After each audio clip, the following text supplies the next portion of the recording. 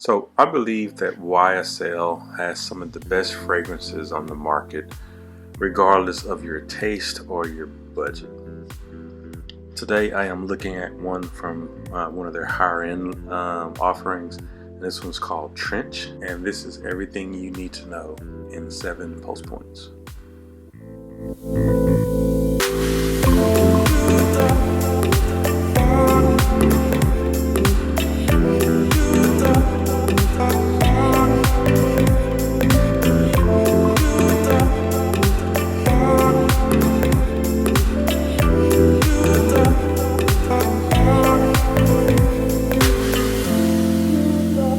What's going on YouTube? Tony here, back with another fragrance review, and today I am looking at one from probably one of the best houses for fragrance in the game, and it's YSL, and this is from their Vestiaire's perfume line, and this is called Trench. Regardless of what your price point is, whether you are into niche fragrances or not, YSL has some of the best fragrances on the market, and this one is no exception. I don't think I've smelled one from the line that I would not be willing to purchase. I don't love them all, but all are really solid fragrances. So without further ado, let's jump into this review. So pulse point number 1. The packaging is pretty much expected. It's kind of minimalist. You have this, rectangular box. The bottle is pretty standard. It's got a good weight to it. Has a magnetic cap. It's just plastic with the magnet on the inside. YSL's logo on the top. And the box itself, the construction of the box is pretty good quality. So pretty par for the course. Nothing exceptional, but what you would expect at this price point. Pulse point number 2. So this fragrance starts out at $175 for this size that you see here. This is the 75 ml, and you can get the big 4.2 ml for $250. So of course it's more expensive than designer scent, but pretty on par for upper end niche pricing, unless your name is Tom Ford. Pulse point number 3.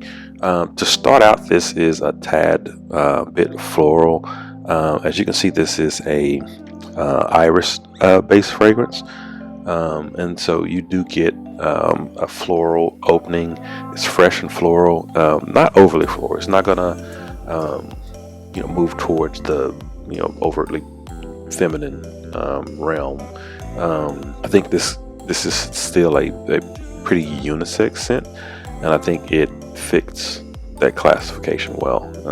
Not overly masculine, not overly feminine. Pulse point number 4. This is not dark as I expected. Now, when I heard the name Trench, for some reason I thought dark, cold, but I think my perception of trench coats are probably a little off, just because I'm here in Texas. It's always hot. You break out a trench coat, it's probably because it's cold, but I think the intention here was more rain than cold.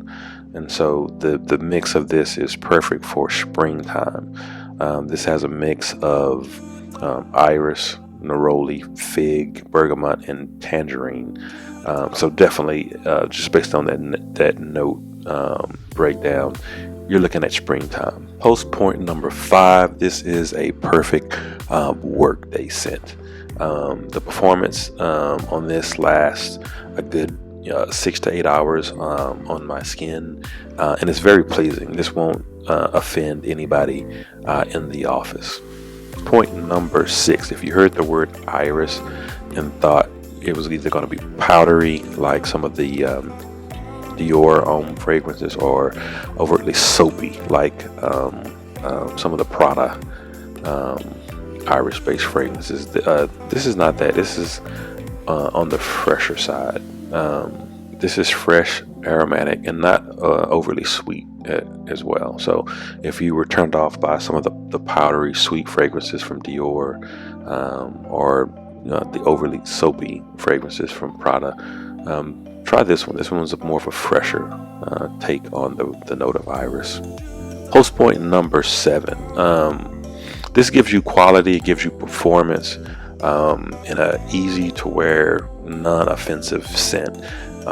If you are a frag head with a bunch of fragrances in your collection, this is probably one that will not impress you much, but it is a solid scent for the money. And if you are looking for a go-to everyday fragrance, I think this will suit. That is all I have for you guys today. If you have any experience with Trench or any of the other fragrances from YSL, let me know down in the comments. And as always, I will see you guys in the next vid. Peace.